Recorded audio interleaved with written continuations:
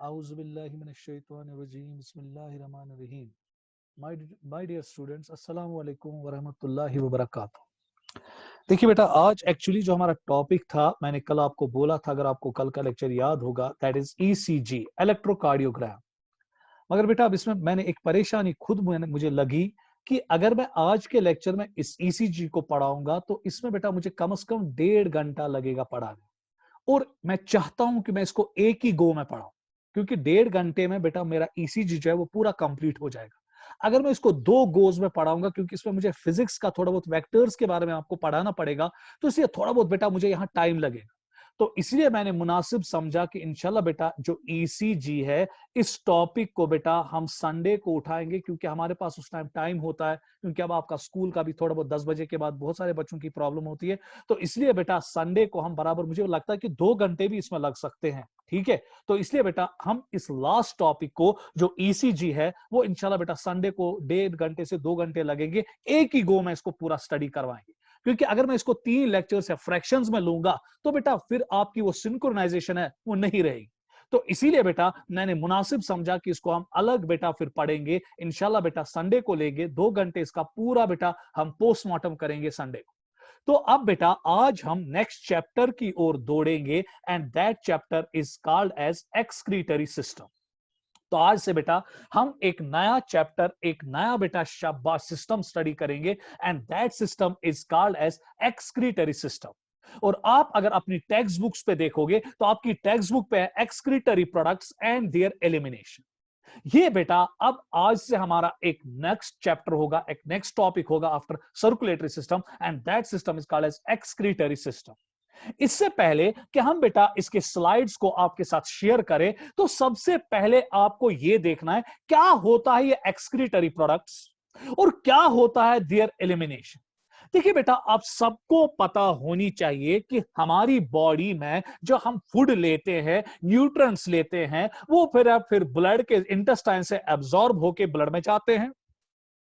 फिर circulatory system बेटा इनको ट्रांसपोर्ट करता है और भेजता इनटू द टिश्यूज। और टिश्यूज में अब क्या होता है कि इन न्यूट्रिएंट्स को बेटा शाबाश मेटाबोलाइज किया जाता है।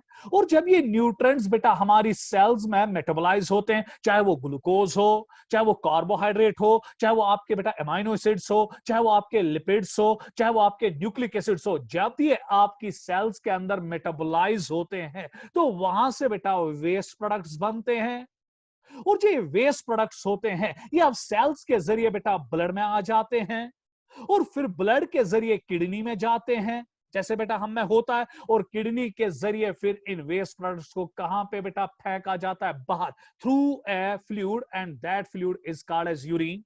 सो इसका मतलब ये हुआ कि excretory products and their elimination में हमें बेटा आपको 3 चीजों से रूबरू करवाना पड़ेगा कि क्या होता है ये एक्सक्रीटरी प्रोडक्ट्स, कैसे ये हमारी सेल्स में बनते हैं, और फिर कैसे हमारी किडनी इन वेस्ट प्रोडक्ट्स को बेटा हमारे यूरिन से कहां फेंकती है, बाहर। क्योंकि अगर बेटा एक्सक्रीशन नहीं होगी, अगर एलिमिनेशन ऑफ वेस्ट प्रोडक्ट्स नहीं होगी, तो ये वेस्ट प्रोडक्ट्स बेटा हमारी सेल्स के अंदर जमा होंगे, हमारी बॉडी के अंदर जमा होंगे, और ये हमें बर्बाद करके छोड़ेंगे।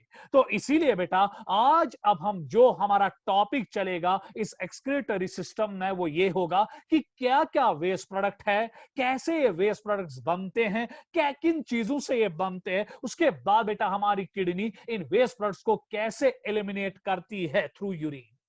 यही बेटा हमें पढ़ना पड़ेगा अब इस excretory system and their elimination. तो चलिए बेटा अब आपके सामने पहला स्लाइड स्क्रीन शेयर होगा। तो चलिए बेटा ये आपके सामने पहला स्क्रीन शेयर हो रहा है, तो गौर से अब यहां पर देखिएगा। Excretion is the elimination of metabolic waste materials like nitrogenous waste products. Nitrogenous waste products are those waste products which contain nitrogen, जिनके अंदर नाइट्रोजन है, और ये वेस्ट प्रोडक्ट्स का काम करते हैं। कार्बन डाइऑक्साइड, शाबाश, excessive water ions like sodium, potassium, chlorine या chloride ions, phosphate, sulphate extra, either totally और पार्शली। सो बेटा एक्सक्रीशन एक ऐसा फिनोमिना है एक ऐसा प्रोसेस हमारी बॉडी में होता है जिसकी वजह से बेटा हम अपनी बॉडी से, सेल से nitrogenous waste products, carbon dioxide, excessive water, excessive ions बेटा बाहर निकालते हैं, या तो टोटली या फिर पार्शियली। कुछ वेस्ट प्रोडक्ट्स हम टोटली किडनी से बाहर फेंकते हैं और कुछ वेस्ट प्रोडक्ट्स ऐसे होते हैं जो बेटा टोटली किडनी से बाहर निकल पाते नहीं है। वो क्या क्या है वो आगे देखेंगे। इसमें बेटा इन तमाम वेस्ट प्रोडक्ट्स में जो सबसे इंपॉर्टेंट वेस्ट प्रोडक्ट्स है that are nitrogenous waste products. Nitrogenous waste products are the major excretory waste products and it includes, अब देखिए बेटा इसमें क्या क्या इंक्लूड होता है, अमोनिया, यूरिया, इनका नाम तो आपने सुना होगा, uric acid, creatinine, hippuric acid, ornithuric acid and allantoin. So ये बेटा वेस्ट प्रोडक्ट्स है, नाइट्रोजनस वेस्ट प्रोडक्ट्स है, क्योंकि इनके अंदर नाइट्रोजन होता है, इसलिए बेटा इनको एक निकनेम दिया जाता है नाइट्रोजनस वेस्ट प्रोडक्ट्स। और ये ऐसे वेस्ट प्रोडक्ट्स होते हैं जो कंटिन्यूअसली लिविंग ऑर्गेनिजम्स के सेल्स में बनते हैं और उसके बाद बेटा ये बहुत ज्यादा डेंजरस होते हैं, क्योंकि अगर ये हमारी बॉडी में एक्यूमुलेट हो गए, अगर ये हमारी सेल्स में जमा हो जाएंगे, अगर ये हमारी सेल्स में एक्यूमुलेट होंगे, ब्लड में एक्यूमुलेट होंगे, तो ये हमें बेटा मार डालेंगे। इसीलिए बेटा हम में कोई ना कोई मैकेनिज्म होना चाहिए जो इन वेस्ट प्रोडक्ट्स को एलिमिनेट करेगा, दफा करेगा हमारी बॉडी से। अब हम बेटा इससे पहले कि ये वेस्ट प्रोडक्ट्स कैसे निकलते हैं हमारी किडनी से यूरिन के जरिए, हमें पहले देखना यह पड़ेगा कि ये अमोनिया क्या है, क्योंकि बेटा भरोसा करो मुझ पे, आज तक नीट में इस चैप्टर में 45 क्वेश्चंस आए हैं। कितने क्वेश्चंस बेटा? 45। और आज के लेक्चर में आपको बेटा 9 क्वेश्चंस मिलेंगे जो नीट में आए हैं, और एक एक करके बेटा हम उन 9 क्वेश्चंस को भी देख लेंगे। सो बहुत इंपॉर्टेंट चैप्टर है आज का, बहुत इंपॉर्टेंट लेक्चर है आज का, क्योंकि आउट ऑफ 45 क्वेश्चन जो आज तक नीट में एक्सक्रीटरी सिस्टम में आए हैं, उसमें 9 क्वेश्चंस बेटा आज के लेक्चर में फंसे हुए हैं। और अब हम बेटा एक एक करके देखेंगे कि ये अमोनिया क्या है, यूरिया क्या है, यूरिक एसिड क्या है, क्रिएटिनिन क्या है, हिप्यूरिक एसिड क्या है, और ऑर्थूरिक एसिड क्या है, और एलेंटॉइन क्या है, which acts as nitrogenous waste product. इसमें आपकी टेक्स्ट बुक ने 3 के बारे में जिक्र किया है, अमोनिया के बारे में जिक्र हुआ है, यूरिया के बारे में जिक्र हुआ, यूरिक एसिड के बारे में जिक्र हुआ, मगर हम बाकी के बारे में भी जिक्र करेंगे, क्योंकि एज अ स्टूडेंट आपको पता होनी चाहिए कि ये वेस्ट प्रोडक्ट्स क्या क्या है। तो चलिए बेटा अब हम आगे की ओर बढ़ेंगे, आपका वक्त जाया नहीं करेंगे। तो आपने अब याद रखा कि जो बेटा शाबाश आपका एक्सक्रीटरी सिस्टम है, इसका मेन काम होता है कि ये मेटाबॉलिक वेस्ट प्रोडक्ट्स को शाबाश बाहर निकालने में मदद करता है।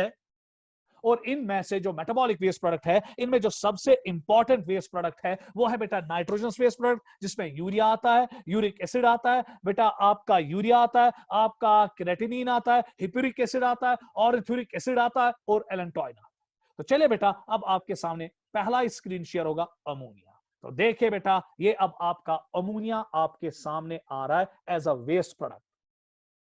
देखिए बेटा अब जो अमोनिया है, ये बेटा क्वेश्चन चुना हुआ था कि अमोनिया कैसे बाइंड सानी बॉडी में, क्योंकि अमोनिया एक जहरीला गैस है, एक जहरीला केमिकल सब्सटेंस है, बहुत जहरीला होता है। क्योंकि अगर आप देखेंगे it's the most toxic nitrogenous waste product, आपकी टेक्स्ट बुक में भी लिखा है, तो मेहरबानी करके इस पॉइंट को आप हाईलाइट करिएगा, इस पे आप नजर रखिएगा। अगर नीट में आज के बाद आज तक नहीं आया है पर आपकी टेक्स्ट बुक में लिखा है which of the following is the most toxic nitrogenous waste product, तो जवाब आना चाहिए बेटा शाबाश ammonia. It's the most toxic waste product. अगर ये बेटा बॉडी में एक्यूमुलेट हुआ तो बॉडी फना हो जाएगी, एक ऑर्गेनिज्म मर जाएगा, बहुत टॉक्सिक होता है। लेकिन अब क्वेश्चन आप करोगे ना कि सर ये अमोनिया कहां से बनता है। देखिए बेटा जब एक एनिमल, प्लीज बेटा नजर रखिएगा, प्लीज दिमाग बराबर रखिएगा, जब एक एनिमल डाइट खाता है, फूड खाता है, तो उस फूड में बेटा आपको पता है कार्बोहाइड्रेट्स होते हैं, प्रोटीन्स होते हैं, बेटा फैट्स होते हैं, न्यूक्लिक एसिड्स होते हैं। और जो आपके बेटा प्रोटीन्स होते हैं उनमें आपको पता है कि proteins are polymers of amino acids. 2 classes में मैंने 11th में बायोमोलिक्यूल्स पढ़ाए थे, और उनको बेटा पता होगा कि जो प्रोटीन्स है they are made up of amino acids. और अगर हम एक अमाइनो एसिड का जनरल स्ट्रक्चर लेंगे तो देखिए बेटा एक अमाइनो एसिड का जनरल स्ट्रक्चर क्या होता है, दैट इज COOH। एक तरफ से कार्बन के साथ कार्बोक्सिलिक ग्रुप होता है, दूसरी तरफ से बेटा इसके साथ अमाइन ग्रुप होता है, तीसरी तरफ से इसके साथ R ग्रुप होता है, और चौथी तरफ से बेटा H ग्रुप होता है। This is the general structure of amino acid, जो बेटा शाबाश मिलजुल के फिर क्या बनाता है, proteins. So proteins are nothing, They are the polymers of amino acids and this is the general structure of amino acid. और इस amino acid में अगर आप देखेंगे इसमें बेटा एक तो कार्बोक्सिलिक ग्रुप होता है, अमाइन ग्रुप होता है, R ग्रुप होता है, where R is the hydrocarbon and H group होता है। देखिए बेटा जब एक लिविंग ऑर्गेनिज्म प्रोटीन्स लेता है, डाइट लेता है, प्रोटीन्स लेता है, तो जब ये अमाइनो एसिड मेटाबोलाइज होते हैं, टूट जाते हैं, इन्हीं के टूटने से यहां पर शाबाश जरा गौर से देखिएगा ये अमाइन ग्रुप बाहर निकलता है और यही अमाइन ग्रुप फिर आगे जाके अमोनिया बन जाता है। तो क्या मैं हक के साथ बोलूं, आज के बाद अगर आपको कोई कहेगा कि हमारी सेल्स में अमोनिया कैसे बनता है, गोली की रफ्तार से जवाब, sir it is formed from the deamination of amino acids. जब अमाइनो एसिड्स मेटाबोलाइज होते हैं हमारी सेल्स में तो उनका अमाइन ग्रुप बाहर निकाला जाता है, दैट्स कॉल्ड डीएमाइनेशन। इसी से बेटा अमोनिया बनता है।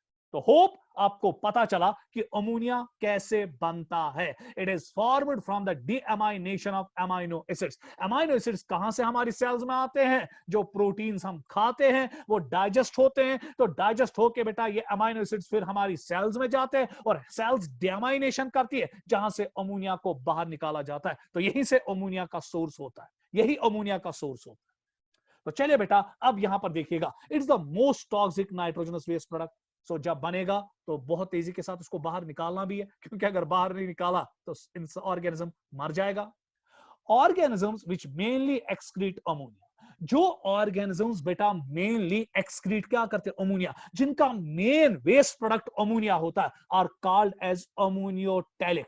टेक्स्ट बुक का पॉइंट। सो आज के बाद अगर आपको कोई कहेगा व्हाट आर अमोनियोटैलिक ऑर्गेनिजम्स, तो गोली की रफ्तार से जवाब, sir ammoniotelic organisms are those organisms which mainly excrete out ammonia. और ये अमोनिया कहां से उनमें बना, from the deamination of the amino acids which they take through food. उसके बाद बेटा ammoniotelic organisms are mostly aquatic forms. जरा गौर से देखिएगा, गौर से देखिएगा, अगर आपको देखना है कि कौन से जानदार अमोनियोटैलिक है, अल्लाह पाक की कसम बेटा अमोनियोटैलिक ऑर्गेनिजम्स आमतौर वो ऑर्गेनिजम्स होते हैं जो पानी में रहते हैं। अब क्वेश्चन उठेगा क्यों, क्यों बेटा, क्योंकि अमोनिया बहुत ज्यादा टॉक्सिक है। जो ही ये बना इसको बहुत तेजी के साथ बॉडी से बाहर निकालना पड़ेगा, और बेटा बॉडी से तभी बाहर तेजी के साथ निकलेगा ना जब अबंडेंट वाटर अवेलेबल होगा।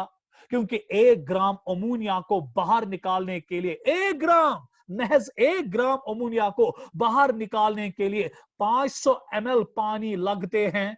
तो इसीलिए बेटा जब पानी होगा तभी तो बेटा एक ऑर्गेनिज्म जरूरत करेगा ना कि वो अमोनियोटैलिक बनेगा। इसीलिए मैंने क्या गलती की कि मैंने कहा कि जो अमोनियोटैलिक ऑर्गेनिजम्स होते हैं वो मोस्टली एक्वेटिक होते हैं, वो पानी में रहते हैं। क्योंकि पानी अबंडेंट है तो वो ढेर सारा पानी बेटा अपने जिस्म में लेते हैं और उसी पानी के जरिए वो अमोनिया को बेटा दफा करते हैं अपने जिस्म से। तो इसीलिए बेटा जो एक्वेटिक एनिमल्स होते हैं, ज्यादातर अगर आप एक्वेटिक एनिमल्स देखोगे वो ज्यादातर बेटा अमोनियोटैलिक है। Exceptions are there, exceptions are there, मैं उसमें कोई बेटा दोहराया नहीं, मगर आपको एक पॉइंट दिमाग में रखना पड़ेगा कि जो बेटा एक्वेटिक एनिमल्स होते हैं या अमोनियोटैलिक ऑर्गेनिज्म जो होते हैं वो मोस्टली क्या होते हैं बेटा, एक्वेटिक। क्योंकि अबंडेंट पानी है और 1 ग्राम अमोनिया को निकालने के लिए 500 ml चाहिए, इसलिए पानी अबंडेंट है, कोई परेशानी नहीं। उसके बाद बेटा चौथा पॉइंट है 1 gram of ammonia requires 500 ml of water for elimination. इस पॉइंट को आप बेटा नजर रखिएगा। सो कौन सा वेस्ट प्रोडक्ट है जिसको सबसे ज्यादा पानी लगता है for its elimination? Answer ammonia. क्यों? क्योंकि it's highly soluble and highly toxic, इसे जल्दी जल्दी बॉडी से दफा होना चाहिए। उसके बाद टेक्स्ट बुक का एक पॉइंट आ रहा है, इट इज हाईली सॉल्युबल, बहुत ज्यादा सॉल्युबल है। क्योंकि आपने पढ़ा होगा बेटा जो अमोनिया है इसमें लोन पेयर ऑफ इलेक्ट्रॉन है और ये हाइड्रोजन बॉन्ड्स बना डालता है विद द वाटर, तो इसलिए बेटा हाईली सॉल्युबल है। and is generally excreted by diffusion across body surface and through gill surfaces as ammonium ions. Ammonium ion means NH4 positive. जरा बेटा गौर से देखिएगा, इस पॉइंट में बहुत दम है, ताकत है, नीट की दावेदारी की ताकत है। जो अमोनिया है उसको एक्सक्रीट करने के लिए, बॉडी से दफा करने के लिए किडनी की जरूरत नहीं पड़ती है। क्यों? क्योंकि बेटा ये इतना हाईली सॉल्युबल होता है कि इन ऑर्गेनिजम्स की बॉडी सरफेस से बाहर निकलता है या फिर गिल सरफेस से बाहर निकलता है। यही वजह है कि जो अमोनियोटैलिक ऑर्गेनिजम्स होते हैं उनमें हम किडनी नहीं देखते, क्योंकि उनमें किडनी का एक्सेप्शंस आर दियर, मगर उनमें किडनी का रोल नहीं होता है, क्योंकि किडनी का सिग्निफिकेंट रोल नहीं होता है फॉर रिमूवल ऑफ अमोनिया। आज के बाद बेटा अगर आपको नीट में क्वेश्चन आएगा ऐसा कौन सा नाइट्रोजनस वेस्ट प्रोडक्ट है जहां पर किडनी का कोई सिग्निफिकेंट रोल ही नहीं है उसकी एलिमिनेशन का, तो गोली की रफ्तार से जवाब अमोनिया। सो फिलहाल आपने यहां पे एंट्रेंस के लिए बेटा 4 पॉइंट्स याद रखने। सबसे टॉक्सिक अमोनिया, शाबाश। सबसे ज्यादा पानी रिमूवल के लिए किसको चाहिए? अमोनिया। सबसे ज्यादा सॉल्युबल वेस्ट प्रोडक्ट अमोनिया, और शाबाश किडनी का कोई रोल नहीं है इसके रिमूवल के लिए, अमोनिया। एग्जाम्पल, अगला पॉइंट ये भी टेक्स्ट बुक से ही लिया गया है। Example of ammoniotelic organisms are bony fishes. बेटा जिन्होंने टेक्सोनमी पढ़ी होगी उनको पता होगी कि बोनी फिशेस क्या होती है। Bony fishes are those fishes जिनका एंडोस्केलेटन हड्डियों का बना होता है, जिनका बेटा शाबाश बेटा वर्टिब्रल कॉलम हड्डी का बना होता है, बोन का बना होता है। So those fishes are called as bony fishes. इनको हम एक और नाम देते हैं ऑस्टिक थाइज, जिसमें बेटा आपने टैक्सोनॉमी जिस जिस बच्चे ने पढ़ा होगा उसको ये पता होगा। फिलहाल अगर किसी ने टैक्सोनॉमी नहीं पढ़ी है उसको पता होनी चाहिए कि जो बोनी फिशेस है they are called as osteichthyes, और ये वो फिशेस है जिनकी रीढ़ की हड्डी बोन की बनी होती है, कार्टिलेज की नहीं। उसके बाद एक्वेटिक एम्फीबियंस, वो एम्फीबियंस जो पानी में रहते हैं, और इसमें सबसे बेस्ट एग्जांपल है सैलामेंडर्स, शाबाश। एंड एक्वेटिक इंसेक्ट्स, वो इंसेक्ट्स जो बेटा पानी में रहते हैं। तो मेहरबानी करके बेटा आप इसका जल्दी स्क्रीनशॉट लीजिएगा। नीचे आपके अमोनिया का स्ट्रक्चर दिखाया गया, क्योंकि अमोनिया की फॉर्मूला NH3। तो चले बेटा इसका आप जल्दी जल्दी स्क्रीनशॉट लीजिएगा। एग्जाम्पल्स पे नजर रखिएगा, क्योंकि टेक्स्ट बुक में ये लिखा है। ये एग्जाम्पल मैंने एक्सक्लूसिवली टेक्स्ट बुक की लाई, क्योंकि टेक्स्ट बुक से ही क्वेश्चन पूछा जाता है नीट में आमतौर। तो चले बेटा इसका स्क्रीनशॉट लीजिए, आगे बढ़ेंगे नेक्स्ट बेटा वेस्ट प्रोडक्ट की ओर। तो चलिए ये अब आपके सामने next waste product that is urea, और फॉर्मूला है CH4N2O। और नीचे अगर आप देखेंगे बेटा ये यूरिया का आपका स्ट्रक्चर है। अब देखेंगे बेटा कि जो यूरिया है ये क्या है, क्योंकि हमने अमोनिया के बारे में पढ़ा, अब हम यूरिया के बारे में देखेंगे। सो बेटा सारे बच्चे बोलिए, जो अमोनिया है वो कहां से बनता था? From the deamination of amino acids. अब यूरिया देखेंगे कि यूरिया कहां से बनता है। इससे पहले कि हम यूरिया की ओर आए, यूरिया इज लेस टॉक्सिक। ये बेटा उतना टॉक्सिक नहीं है जितना कौन था? अमोनिया। सो टॉक्सिसिटी के लिहाज से अमोनिया फर्स्ट पोजीशन, और उसके बाद बेटा यूरिया। सो यूरिया उतना टॉक्सिक नहीं है जितना अमोनिया। अब देखना यह है कि यूरिया कहां पे बनता है, क्योंकि बेटा यूरिया जो है ये हम फूड प्रोडक्ट्स के जरिए नहीं लेते। तो लॉजिकली अगर हमें यूरिया आता है एज वेस्ट प्रोडक्ट, ये कहां से बनता है? तो देखिए बेटा यूरिया कहां से बनता है। जब हम अपने लिवर में, लिवर का नाम तो आपने सुना होगा, जब लिवर में अमाइनो एसिड्स जाते हैं ब्लड सर्कुलेशन के जरिए, मैंने प्रोटीन खाया, ये प्रोटीन बेटा मेरे इंटेस्टाइन में डाइजेस्ट हुआ, वहां से अमाइनो एसिड्स निकले, फिर अमाइनो एसिड्स ब्लड सर्कुलेशन के जरिए लिवर में जाते हैं, और लिवर क्या करता है? वो इनकी डीअमाइनेशन करता है, और वहां से क्या निकालता है? अमोनिया।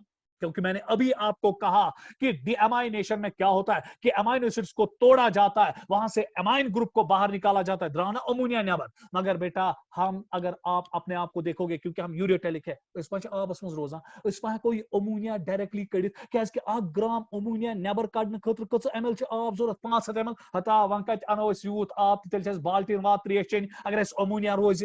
तो हमारे अल्लाह ने हमारे लिए बेटा मुसीबत कैसे कम कर दी? क्या किया कि इस अमोनिया को शाबाश लिवर में कार्बन डाइऑक्साइड के साथ मिलाया जाता है, और जब अमोनिया कार्बन डाइऑक्साइड के साथ मिलता है, कैसे वो अभी आपको बताया जाएगा, एक केमिकल बनता है that's called as urea. Sir नहीं तो बेटा अमोनिया हमें भी बनता है। ऐसा नहीं कि अमोनिया खाली बोनी फिशेस में, एक्वेटिक एम्फीबियंस में, और शब्दा बेटा एक्वेटिक इंसेक्ट्स में बनता है, जो मैंने प्रीवियस स्लाइड में आपको एग्जांपल्स दी थी। अमोनिया हमें भी बनता है, मगर हम इस अमोनिया को ज्यादा देर तक टिकने नहीं देते, क्योंकि हमारे पास उतना पानी नहीं है कि हम इसको डायरेक्टली अपनी बॉडी से बाहर निकाले। इसीलिए हमने क्या किया, हमने एक अलग मैकेनिज्म अडेप्ट किया अपने लिवर में। जो ही हमारे लिवर में डीअमाइनेशन होती है, अमोनिया निकलता है from the deamination of amino acid, हम उसी टाइम इसको कार्बन डाइऑक्साइड के साथ मिलते हैं और एक less toxic nitrogenous waste product बनाने में कामयाब हो जाते हैं, and that is called as urea. आप देखिए बेटा यूरिया कैसे बनता है। Urea is synthesised in liver by combining 2 molecules of ammonia. कितने मॉलिक्यूल्स बेटा अमोनिया के? 2। with one molecule of carbon dioxide through a cycle, एक साइकिल के जरिए बनाया जाता है, एक बायोकेमिकल पाथवे के जरिए बनाया जाता है. That pathway is called as urea cycle और ऑर्निथीन साइकिल. और पहली बार इसको बेटा डिस्कवर किया 2 साइंटिस्ट ने. एक का नाम था क्रब, जिसे क्रब साइकिल भी दिया, जो आपने रेस्पिरेशन में पढ़ना है, क्रब्स एंड हेंसिलिट साइकिल. सो 2 साइंटिस्टों ने बेटा इसको डिस्कवर किया. एक का नाम था क्रब और दोस्त का नाम था हेंसिलिट. और इसीलिए बेटा इसको हम एक निकनेम देते हैं, एक नाम देते हैं, क्रब्स हेंसिलिट साइकिल. बहुत बड़ा साइकिल है, उसमें आपको जाने की जरूरत नहीं. अब भरोसा करो मुझ पे बेटा, इस लाइन में जो लाइन आपकी यहां पर है, 4 क्वेश्चंस बेटा नीट में इसमें आए. कैसे? जब आपको असाइनमेंट्स दी जाएंगी कल के बेटा, शाबाश, कल आपके वेबसाइट पे बेटा सर्कुलेटरी सिस्टम की शाबाश अपलोड हुई होगी बेटा आपकी असाइनमेंट, या मैं इसी पे असाइनमेंट अपलोड करूंगा कल के लेक्चर में, फिर आप उसका फोटो स्क्रीन लीजिएगा. 4 क्वेश्चंस आए हैं बेटा इस लाइन से कि जो यूरिया है ये हमारे लिवर में सिंथेसाइज्ड होता है. कैसे? क्यों? 2 मॉलिक्यूल्स अमोनिया के, ये अमोनिया कहां से आया? From the deamination of amino acid, मिलाए जाते with the 1 molecule of carbon dioxide through urea cycle, ornithine cycle and Krebs Henseleit cycle. So आज के बाद अगर आपको नीट में क्वेश्चन आएगा, which of the following is responsible for formation of urea, या यूरिया इज फॉर्म्ड बाय, शाबाश, option जरूरी वहां पे होगा, by combining 2 molecules of ammonia with 1 molecule of oxygen. या एक और क्वेश्चन आ सकता है कि यूरिया साइकिल या क्रब्स हेंजिलिट साइकिल या ऑरिथीन साइकिल ऑकर्स इन, क्या लिखोगे? लिवर. उसके बाद बेटा शाबाश, which of the following is formed in ornithine cycle, answer क्या लिखोगे? यूरिया. अब यहां पर अगर आप गौर से देखेंगे बेटा, मैं इस डायग्राम को क्लियर करने जा रहा हूं, जरा गौर से आप यहां पर देखिएगा, कितने मॉलिक्यूल्स अमोनिया के मिलते हैं? 2. मिले कि नहीं? शाबाश. कितना मॉलिक्यूल कार्बन डाइऑक्साइड का मिलता है? 1. और अब देखिए बेटा क्या होगा, सपोज अगर मैं यहां पे कार्बन डाइऑक्साइड का स्ट्रक्चर बनाऊंगा, ये कार्बन डाइऑक्साइड का स्ट्रक्चर बन रहा है, ये एक अमोनिया आया NH2 और ये एक NH2 आया और बाहर निकलेगा शाबाश बेटा प्लस वाटर. सो जब बेटा 2 मॉलिक्यूल्स अमोनिया के मिल जाते हैं with 1 molecule of carbon dioxide, ये आपके सामने बेटा यूरिया बना और बाहर क्या निकला? वाटर. क्यों वाटर निकला? जरा गौर से देखिएगा, आपके पास हाइड्रोजन एटम्स कितने थे? 6. 2 और 2 कितने हो गए? 4. और हाइड्रो वाटर में कितने आ गए? 2 हो गए ना, 6. उसके बाद बैलेंस रिएक्शन को कर रहा हूं मैं, ऑक्सीजन कितने थे? 2. एक ऑक्सीजन आया ना यूरिया में और दूसरा ऑक्सीजन किसमें आया? वाटर में. हो गए रिएक्शन बैलेंस. तो दैट मींस कि जो यूरिया है ये आपके यूरिया का स्ट्रक्चर है. तो क्या गुनाह मैंने किया कि मैंने यहां पे रिएक्शन के लिहाज से आपको दिखाया कि जब बेटा लिवर में यूरिया साइकिल में 2 मॉलिक्यूल्स अमोनिया के और 1 मॉलिक्यूल कार्बन डाइऑक्साइड का मिलता है, तो वहां वजूद में आता है एक यूरिया और एक water molecule. So water molecule बाहर निकलता है. उसके बाद बेटा 1 gram of urea need about 50 ml of water for elimination. बेटा वहां कितना लगता था? 500. यहां कितना लगता है? 50. सो घट गया ना. सो ये वो जानवर भी दिखा सकता है जो जमीन पे रहता है, क्योंकि इतना पानी तो हम ले सकते हैं ताकि बेटा हम अपना 1 ग्राम यूरिया का बाहर निकाल सके. उसके बाद urea is mostly excreted through kidneys, जबकि अमोनिया बॉडी सरफेस या गिल्स के जरिए एक्सक्रीट किया जाता था. यूरिया बेटा मेनली एक्सक्रीट किसके जरिए किया जाता है? किडनीज. एक ब्यूटी है बेटा, एम्स में एक क्वेश्चन आया इस यूरिया की. यूरिया वेस्ट प्रोडक्ट है, इसमें कोई शक नहीं है, मगर ये ऑस्मो रेगुलेटर भी है. दैट मीन्स कि बेटा इसमें कुवत होती है कि ये पानी को पकड़ने की कुवत रखता है. जैसे मैंने ब्लड में एल्ब्यूमिन के बारे में कहा था कि उसमें ऑस्मोटिक पोटेंशियल है, इसी तरह यूरिया में भी ऑस्मोटिक पोटेंशियल है. कैसे? वो बेटा मैं इंशाल्लाह आपको काउंटर करंट मैकेनिज्म में पढ़ाऊंगा. तब तक ये मुझ पे कर्ज है, अगर जिंदा रहा तो बेटा इस कर्ज को उतारूंगा. And it is retained in kidney matrix to maintain the osmolarity. So जो किडनी होती है उसमें थोड़ा बहुत यूरिया एक्यूमुलेट होता है, जिसकी वजह से बेटा उसमें हाइपर ऑस्मोलैरिटी आती है. किसी को ये पॉइंट समझ में नहीं आएगा फिलहाल, क्योंकि जब तक आप काउंटर करंट मैकेनिज्म किडनी में नहीं पढ़ोगे तब तक ये मुझ पे कर्जा है. उतारूंगा इंशाल्लाह जिंदा रहा. तो अब बेटा इस पॉइंट को आप फिलहाल मुझ पे कर्जा रखिए, मगर इतना याद रखिए कि out of all the nitrogenous waste product, one waste product is we show the property of osmoregulation and that is urea. उसके बाद organisms which excrete urea are called as uricotelic. जो ऑर्गेनिज्म मोस्टली अमोनिया एक्सक्रीट करते थे अमोनियाटैलिक, जो organism mostly excrete urea करते हैं तो ureotelic. उसके बाद इसमें भी एग्जांपल्स लेंगे. वहां एग्जांपल्स क्या दी थी बेटा? बोनी फिशेस, याद आया? याद आया? शाबाश. और क्या एग्जांपल दी थी? एक्वेटिक एम्फीबियंस, जिसमें मैंने सालमेंडर्स लिखवाया था. और क्या एग्जांपल दी थी? सारे बोले बेटा. Aquatic insects. यहां पर एग्जांपल दी थी, देख लीजिए, मैमल्स. सो जो मैमल्स होते हैं, हम जो है उनमें बेटा यूरियोटैलिक नेचर होता है। उसके बाद मैरीन फिशेस, वहां बोनी फिशेस था।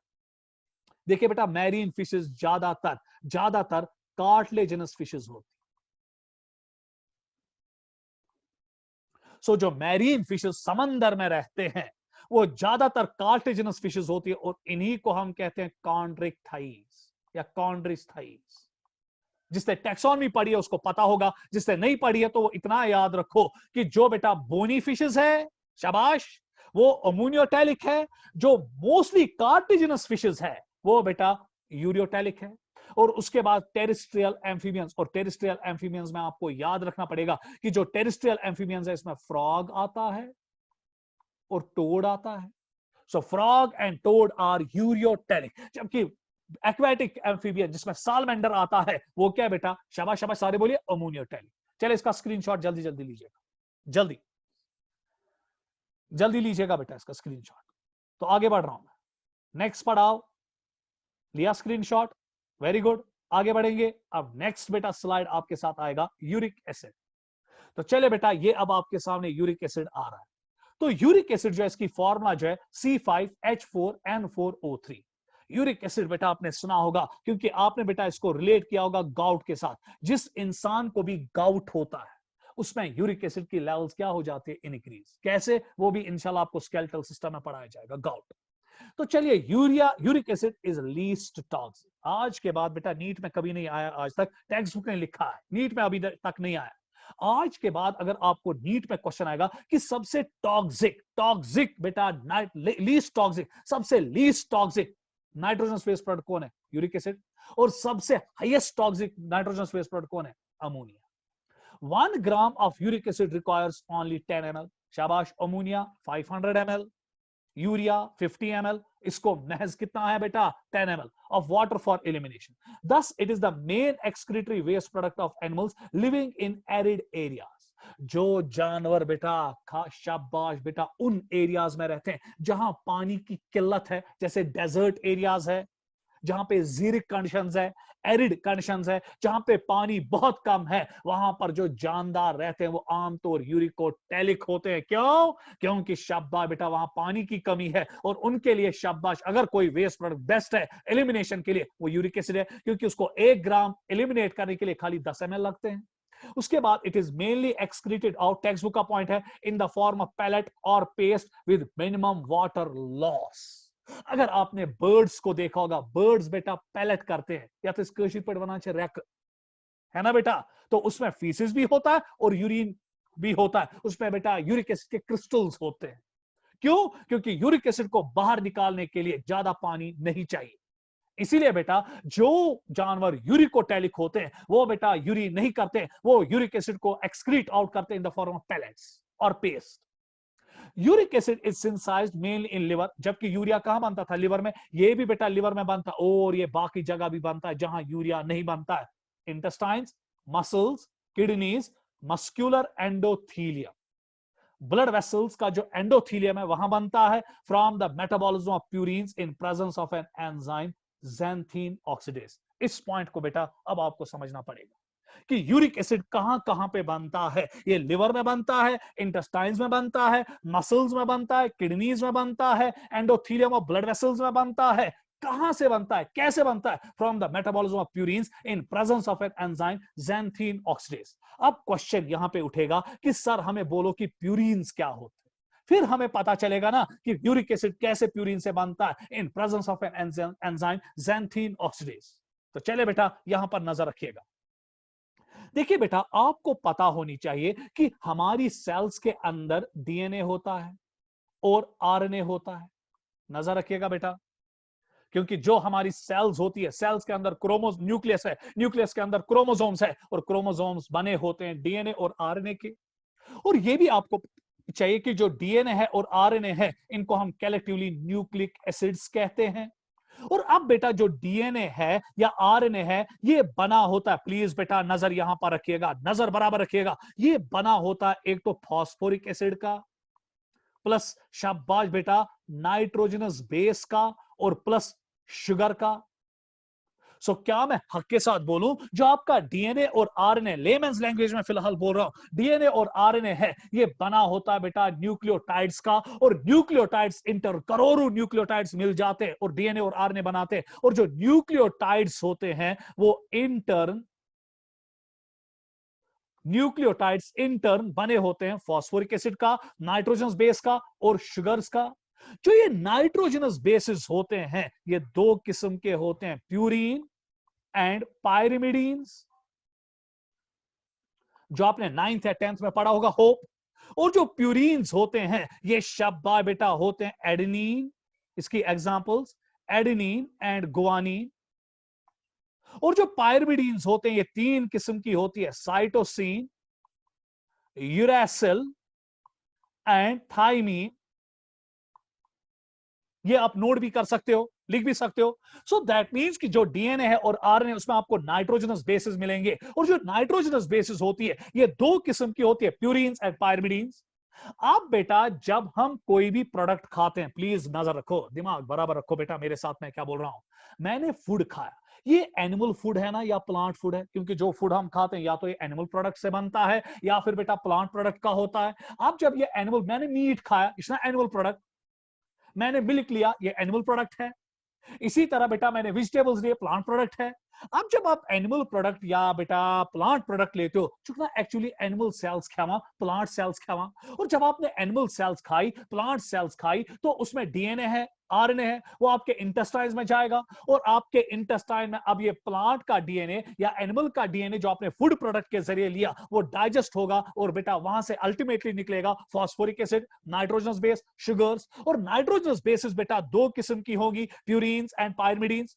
जो ये प्यूरीन्स और पायरिमिडीन्स है, अब जब ये इंटेस्टाइन्स में बने due to digestion of DNA and RNA जो हमने फूड प्रोडक्ट से लिया, तो फिर ये ब्लड में जाएगा, और ब्लड के जरिए प्यूरीन्स या पायरिमिडीन्स अब हमारी सेल्स में जाएंगे। और जब ये प्यूरीन्स हमारी सेल्स में जाते हैं बेटा, नजर, जब ये प्यूरीन्स, दैट मींस एडेनिन और गुआनिन हमारी सेल्स में जाते हैं, हमारी सेल्स में एक एंजाइम होता है, and that enzyme is called xanthine oxidase, जो इस प्यूरीन को तब्दील करता है इनटू, शाबाश बेटा, प्यूरीन्स को तब्दील करता है इनटू यूरिक एसिड। तो क्या मैं हक के साथ बोलूं कि सोर्स ऑफ यूरिक एसिड क्या है?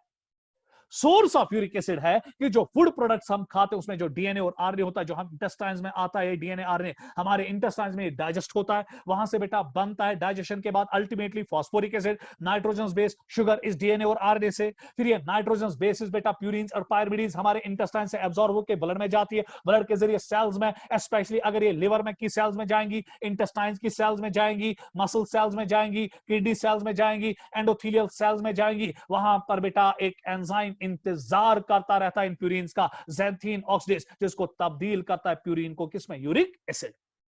ये आपके सामने जो स्ट्रक्चर नीचे बनाया गया, this is the structure of uric acid having the formula C5H4N4O3। उसके बाद organisms which mainly excrete uric acid are called as uricotelic.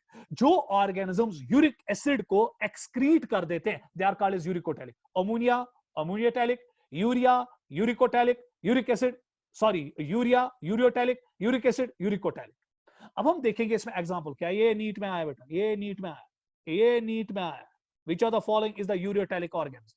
Example of uriotelic organisms are reptiles, birds, land snails and insects। वहां aquatic insect था, यहां पे बेटा ये insects है, text book ने लिखा है, इसलिए बेटा मुझे मारने की कोई जरूरत नहीं, क्योंकि मुझे एग्जांपल्स एक्सक्लूसिवली टेक्स्ट बुक से ही रखनी है, इसलिए मैं मजबूर हूं। तो जो रेप्टाइल्स है, बर्ड्स है, लैंड स्नेल अगर आपको नहीं पता ये मोलस्का है, क्या है बेटा, मोलस्का, ये फाइलम मोलस्का में आता है। तो ये बेटा यूरिकोटैलिक ऑर्गेनिजम्स आपके सामने एग्जांपल्स पे। तो चले बेटा इसका स्क्रीनशॉट जल्दी लीजिएगा, जल्दी जल्दी जल्दी लीजिएगा। तो आगे बढ़ेंगे,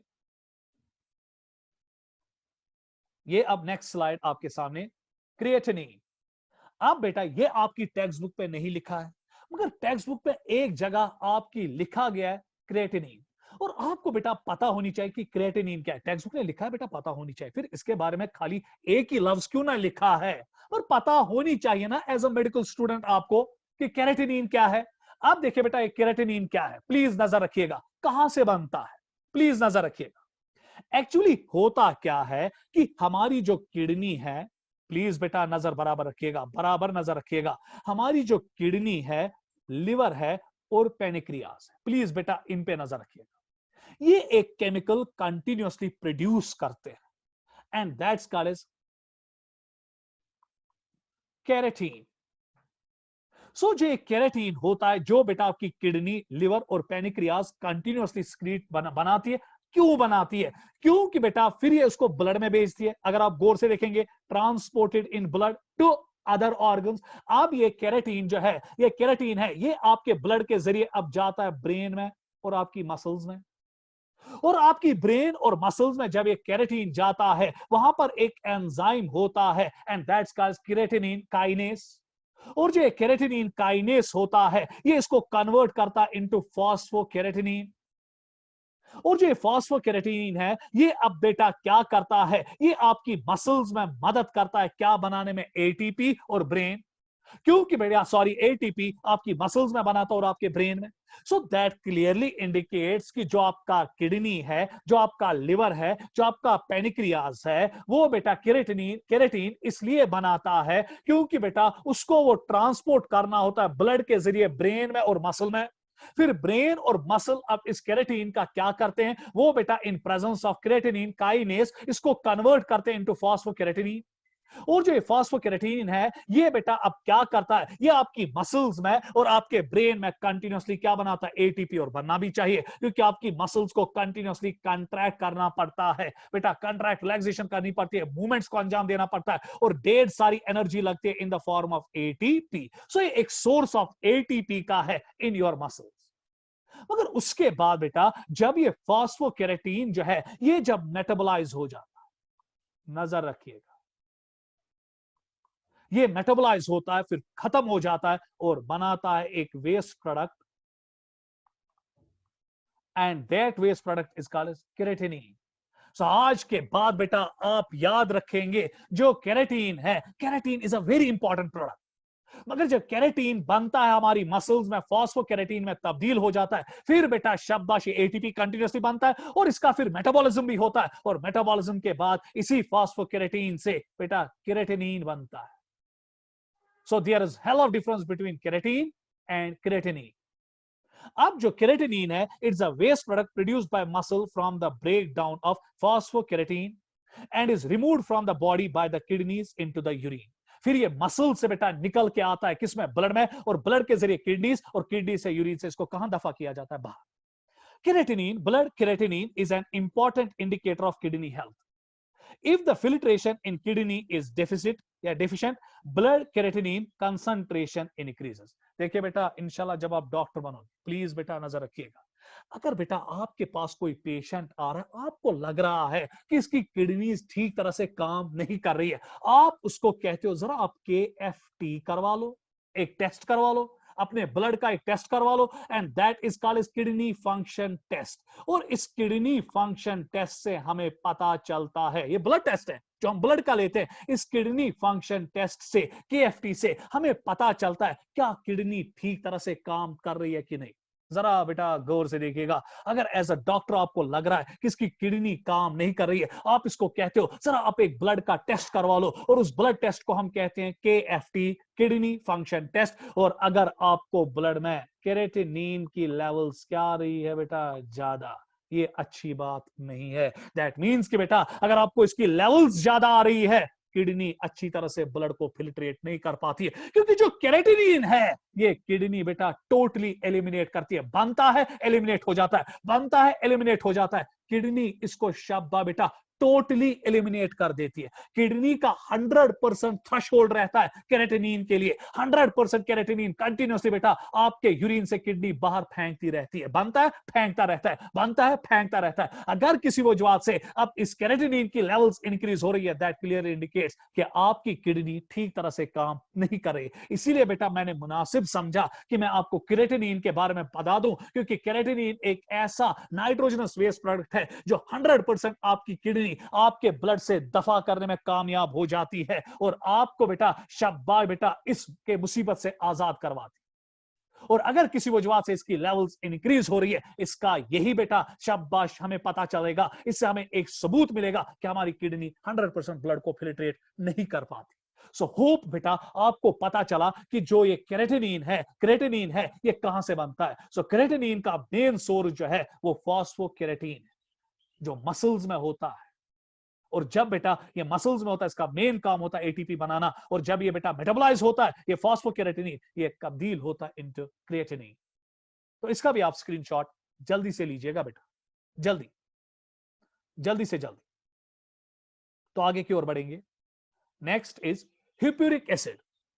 देखिए बेटा दूसरा वेस्ट प्रोडक्ट जो हम यहां पे स्टडी आपको करवाने जा रहे हैं, दैट इज हिप्यूरिक एसिड। ये भी हमारे यूरिन में होता है, that's called as hippuric acid. Formula is C9H9NO3। ये स्ट्रक्चर नीचे आपके सामने हिप्यूरिक एसिड का। It is present in the urine of mammals. ये आपको याद रखना पड़ेगा, ये बेटा आपको खाली मैमल्स के पेशाब में मिलेगा। फिशेस, एम्फीबियंस, रेप्टाइल्स और बर्ड्स के पेशाब में बेटा हिप्यूरिक एसिड नहीं होता है। अब क्वेश्चन ये उठेगा कि सर हिप्यूरिक एसिड कहां बनता है? Hippuric acid is synthesised in liver. ये हमारे लिवर में बनता है दो चीजों के कॉम्बिनेशन के बाद। जैसे यूरिया बनता था from the combination of 2 molecules of ammonia and 1 molecule of carbon dioxide, इसी तरह हिप्यूरिक एसिड दो चीजों के कॉम्बिनेशन से बनता है, benzoic acid plus glycine. Glycine is amino acid. Excessive amino acid, excessive glycine को लिवर बेंजोइक एसिड के साथ मिलाता है और बनाता है एक chemical, that's called as hippuric acid. बस बेटा आपको इसमें इतना ही याद रखना पड़ेगा कि जो हिप्यूरिक एसिड है मैमल्स के यूरिन में खाली होता है और ये दो चीजों के कॉम्बिनेशन से लिवर में बनता है, एक तो बेंजोइक एसिड और ग्लाइसिन। उसके बाद बेटा लेक्चर मत छोड़िए, बीच में लेक्चर छोड़ते हो क्या हो गया आपको? ये कहां से आप पढ़ोगे, कहां से आपको ये मिलेगा? मुझे बोलिए ना, किन किताबों से आप इनको ढूंढोगे? बीच में लेक्चर छोड़ के जाते हैं। हो सकता है बेटा आपका नेट डिस्कनेक्ट होगा, वापस कनेक्ट कीजिएगा। ये क्या मामला है? क्या बेटा 20 लेक्चर में ही भागते हैं? थक गए? यहां से गधा कोई बैठा है जो लेक्चर दे रहा है? मैं भी थक गया बेटा, पर आपका कैरियर बेटा थकावट के आगे कुछ नहीं है। इसे बेटा नजर मेहरबानी करके रखिए, प्लीज नजर रखिएगा। सो हिप्यूरिक एसिड किन के यूरिन में खाली है? मैमल्स। और दूसरा कहां पे बनता है? लिवर से। किसकी कॉम्बिनेशन से? Benzoic acid and glycine. उसके बाद बेटा इसका भी स्क्रीनशॉट जल्दी लीजिएगा, जल्दी जल्दी। तो चले बेटा अगला, ऑर्निथ्यूरिक एसिड। अब बेटा एक और नाइट्रोजनस वेस्ट प्रोडक्ट है जिसका नाम है ऑर्निथ्यूरिक एसिड। ये इसकी फॉर्मूला C19H20N2O4 और ये नीचे इसका structure. It is present in the urine of birds. वो किसके यूरिन में था हिप्यूरिक एसिड? मैमल्स। ये किन के यूरिन में खाली आपको मिलेगा? Birds. Very good. Ornithuric acid is synthesised in liver. ये भी लिवर में बनता है, मगर कैसे? By combining benzoic acid with ornithine. जबकि वो बनता था बेंजोइक एसिड प्लस ग्लाइसिन, ये बनता है benzoic acid plus ornithine. Ornithine is also amino acid, मगर ये नॉन प्रोटीन अमाइनो एसिड है। इंशाल्लाह जब बायोमॉलिक्यूल्स जिसने नहीं पढ़े उनको सिखाया जाएगा उस टाइम। मगर फिलहाल इतना याद रखो कि जो ऑर्निथ्यूरिक एसिड है ये दो चीजों की कॉम्बिनेशन से बनता है, बेंजोइक एसिड एंड ऑर्निथीन। उसके बाद बेटा इसका भी स्क्रीनशॉट जल्दी लीजिए, जल्दी। Very good, very good. चलो आगे बढ़े। एलेंटोइन। अब बेटा एक और वेस्ट प्रोडक्ट है, that's called as allantoin. Nitrogen हर किसी में, इसलिए तो नाइट्रोजन बेसिस है, नाइट्रोजन बेस्ड प्रोडक्ट्स है। Allantoin formula C4H6N4O3 and this is the structure of allantoin. It is present in the urine of mammals. So mammals of urine of mammals में आपको दो चीजें मिलने वाली है, एक तो बेटा हिप्यूरिक एसिड और दूसरा एलेंटोइक एसिड। और किसी के यूरिन में ये नहीं मिलेगा, मगर एक एक्सेप्शन यहां पर, except human beings and apes. बेटा दो जानवरों में ये आपको नहीं मिलने वाला है मैमल्स में, एक तो हम ह्यूमन बींग्स और दूसरा एप्स। याद करो बेटा मैंने आपको पढ़ाया था एप्स, जब मैं ब्लड ग्रुप आपको पढ़ा रहा था मैंने कहा था कि एप्स में 3 किस्म के प्राइमेट्स आते हैं। सबसे पहला चिंपैंजी, गिबन, ओरेंगटन एंड शब्बाई बेटा गोरिल्ला। याद आया? तो जो ह्यूमन बींग्स है और एप्स है, these are the only exception in mammals जिनके यूरिन में हमें एलेंटोइन नहीं मिलता। अब क्वेश्चन, एलेंटोइन कहां बनता है? Allantoin is formed from uric acid in presence of an enzyme urate oxidase और यूरिक एस। सो बेटा ये यूरिक एसिड से बनता है। प्लीज बेटा नजर खुदा सिंध खद्र थे तो इतस नजर, जब यूरिक एसिड पे एक एंजाइम काम करेगा and that enzyme is called as uricase, और एक और नाम है इसका यूरेट ऑक्सीडेज, तो वजूद में बेटा शाबाश एक केमिकल आता है, एक वेस्ट प्रोडक्ट आता है, यूरिक एसिड भी वेस्ट प्रोडक्ट है, एक वेस्ट प्रोडक्ट आता है and that's called as allantoic acid. अब क्वेश्चन ये उठता है कि सर ह्यूमन बींग्स में क्यों नहीं निकलता है, या सॉरी क्यों नहीं बनता है। देखिए ह्यूमन बींग्स में पंगा क्या है, एप्स में पंगा क्या है। In human beings and apes the metabolic pathway for conversion of uric acid to allantoin is not present. हमने ये मेटाबॉलिक पाथवे प्रेजेंट ही नहीं है, क्यों? क्योंकि हम में यूरिकेस एंजाइम एब्सेंट होता है। सो मैमल्स में, ह्यूमन बींग्स और एप्स में यूरिकेस एंजाइम ही नहीं है। जब यूरिकेस एंजाइम ही नहीं है तो कैसे यूरिक एसिड एलेंटोइन में तब्दील होगा? तो क्या मैं हक के साथ बोलूं, जब हम अपना यूरिन देखते हैं, एक तो ह्यूमन बींग्स का और बेटा एप्स का, उनके यूरिन में आपको यूरिक एसिड मिलेगा, मगर जब आप बाकी मैमल्स का यूरिन देखेंगे, उनके यूरिन में आपको यूरिक एसिड के बजाय क्या मिलेगा? एलेंटोइन। क्लियर?